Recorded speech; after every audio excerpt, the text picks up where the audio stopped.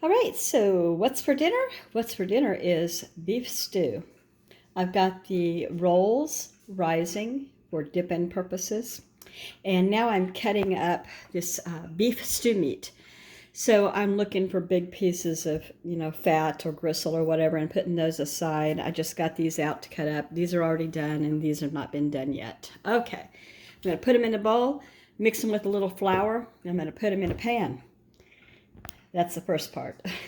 Some yummy carrots, but she still smells the beef, so she's still thinking she'll wait. Oh, she heard me say she. So she's leaving because she's embarrassed. My little toy poodle. I think I'm going to use just 3 carrots. They're kind of big size, so they'll be fine. And I may use extra potatoes, one never knows. All right, I've got about 2 pounds of these Baby Dutch yellow potatoes. I have scrubbed them with this veggie brush. And this is my veggie brush, and you can tell it's my veggie brush because it's got the carrot divot in it. See that perfect carrot divot? It never goes away.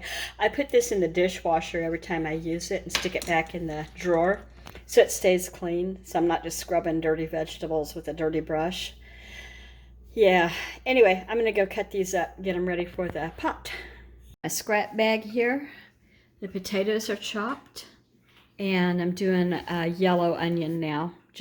I'm just going to chop it, little.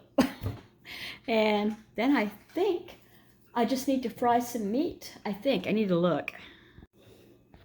All right, I've got my parsley. I took about half of what I bought and I ran it under cold water, try to get all the dust and the grime and the rocks out of it. And then I took off the biggest stems because those can be kind of just in the way. And I rolled them up in the paper towel and dried them. I don't know why I did that because they're going right into liquid, but I did. Maybe that cleans a little more dust off. That's what we'll call it. And so I'm going to just make them smaller. I'm not going to make them tiny, but I'll probably even do it with my fingers and put them in a bowl, get them ready to go in. They're really more for color than anything else. Just about like that, just about that size. Some are bigger than others, but none are huge. Okay, I'm going to do this in my Dutch oven. Here I have about 2 tablespoons of bacon fat and a tablespoon or 2 of olive oil, and it's on very low. I'm just going to have this ready. Into my stew meat that I chopped up, I'm going to put in flour, just all-purpose flour, salt, and pepper, and stir that up together. All right, I just put my stew meat, flour, salt, and pepper into this oil, which was bacon and olive oil, and I'm going to just brown it up some. Keep an eye on it. Make sure it gets all the love of the bacon grease. I can't remember if I said, but I got the bacon grease from, maybe 5 pieces of bacon. And so then I chopped up the bacon and I put it here.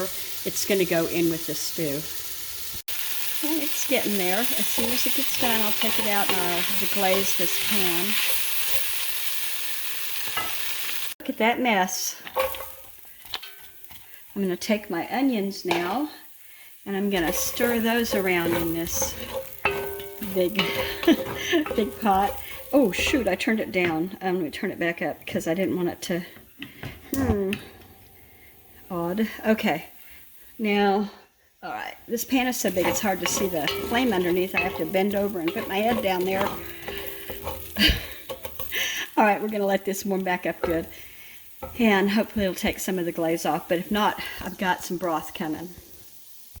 All right, in goes the garlic. Just put that together, and then I'm going to put in broth. We'll see how that goes. Do I keep saying to breed? I mean to glaze. I'm sorry. There's that broth. It's beef broth, and it's organic. All right, I've got the everything ready for adding back now the bacon and the beef. In you go. There's always one, right? Always one. There we go. So, that bacon is cooked. It looks a little pinkish, but it's cooked. All right, now I'm going to add, I think, carrots and more broth. I've got the rest of that carton of broth. I've got the tomato paste. I just keep this in my refrigerator. It's so much easier than a can and trying to figure out what I'm going to do. I freeze it, but then I forget it's in there. And when I do find it, it's freezer burnt so bad I don't want to use it. But anyway, I'm going to put in some thyme now. Remember, it already has salt, pepper. Maybe a half a teaspoon of thyme and at least a tablespoon of the paste. And it was 4 carrots, if you're keeping track. I'm going to bring this up to a boil and get it stinking hot so I can start the carrots going, because they're usually the troublemakers on something that'll get soft in time. And I'll use this for there's my spoon rest. So when it comes time for me to feel like it's about ready to be eaten, because the carrots and potatoes have softened, and I don't feel like it's thick enough, I'll go ahead and add a slurry of more flour, but sometimes this will do it. One more thing. I have always heard over the years that when you make stew, or a meat dish like stew, like a pot roast, if you add tomato paste acts as a tenderizer. So I don't know if that's true or not. Somebody who actually is a cook might know that, or debunk it for me. Okay, in about 3 minutes, the timer's going to be done. I'll throw the potatoes in. After the potatoes cook for just until they're just starting to think about being done, I'll throw in these mushrooms, and the reason I put them in last is because if they go in before last, they'll be mush and nobody will be able to identify them, and we like mushrooms here. Of course, if you don't like mushrooms, you wouldn't put that in it. I'm not really crazy about carrots, but I just kind of move them aside. I mean, if carrots are chopped really tiny, like in fried rice, I'll eat them. But I don't want a big mouthful of carrot. It's okay, it's not my favorite.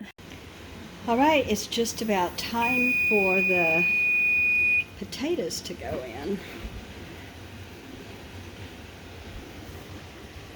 Now, I did base this off a recipe, and it's completely different, but I wanted a jumping start. But I'm going to put the real recipe for what you want to use, because I shouldn't be teaching anybody to do this because I'm not that good at it myself. Anyway, I'm going to put her recipe. And here go the potatoes. Get in there. See? What'd I tell you? One.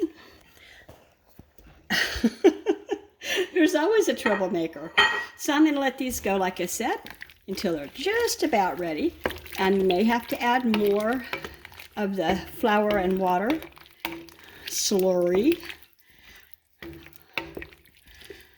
And we'll find out in a minute, won't we? Well, let's say 6 minutes. I bet you can hear the dishwasher behind me, but I was out of dishes, so I had to start it. So anyway, here we go. It's done, and the rolls are done, and I put butter on them right after they come out of the oven because it kind of softens the crust, you know? I like it. There we go, plated. I got 2 rolls because, you know, I need to eat more. There's some parsley for you, and I got a spoon, and I forgot my drink. My iced tea, that Milo Zero Sweet, is in the other room. I was watching the news when the timer went off for the rolls. And the potatoes are perfectly done, and everything else is great. And so that concludes today's, episode. What's for dinner? I'll see you guys tomorrow. Thank you for watching. Don't forget to like, comment, subscribe if you haven't yet.